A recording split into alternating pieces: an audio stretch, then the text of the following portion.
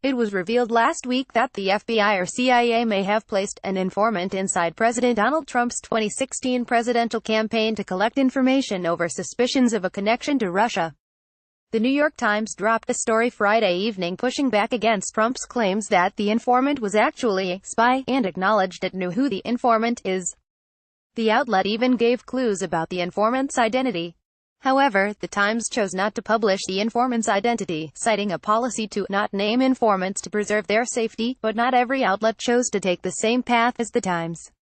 Now, we know the likely identity of the informant. What are the details? Trump wrote on Twitter Friday that the FBI placed at least one informant in his campaign for political purposes. The Times alleges that is an incorrect assessment, reporting instead that the FBI placed the informant in Trump's campaign to talk to campaign aides George Papadopoulos and Carter Page over their alleged Russia contacts. Congressional Republicans have sought the identity of the informant, but FBI Director Christopher Wray told them Wednesday, "The day that we can't protect human sources is the day the American people start becoming less safe." Still, the Times published several details about the informant. They described him as an American academic who teaches in Britain, and reported he is well known in Washington circles, having served in previous Republican administrations and as a source of information for the CIA. In past years, the Times also went into great detail about his contact with Papadopoulos, Page and Michael Flynn, Trump's former national security advisor. The Washington Post published a similar story Friday evening, again giving great detail about the government source's identity, but not outright publishing it. The Daily Caller, however, was not as sensitive. What did the DC report? The Daily Caller's top reporter, Chuck Ross, reported Friday the Justice Department's reluctance to release the source's identity is hypocritical, because they are responsible for leaking clues about the source's identity.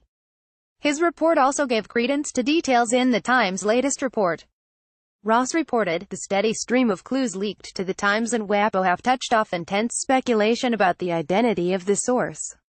Some cable TV commentators have pointed to a March 25 report from the DCNF about Stephen Halper, a University of Cambridge professor who was in contact with both Page and Papadopoulos.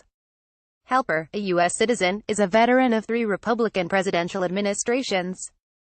Halper enticed Papadopoulos to visit London in September 2016 with an offer to pay for a policy paper about energy issues.